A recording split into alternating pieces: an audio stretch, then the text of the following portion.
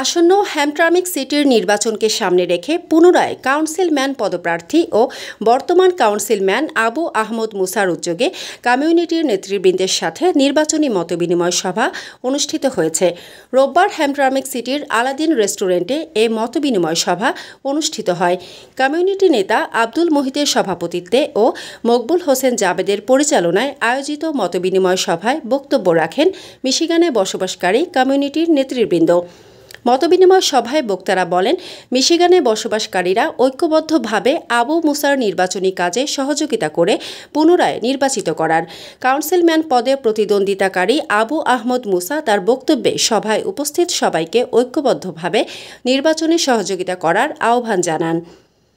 মানসম্মত হাঁস ও মোরগের চাহিদা পূরণ করতে আল আমিন হালাল লাইভ পোল্ট্রি রয়েছে আপনারই পাশে। আমরা হাঁস, মোরগ, কবুতর, কোয়েল, টার্কি ও খরগোশ পাইকারি মূল্যে বিক্রয় করি।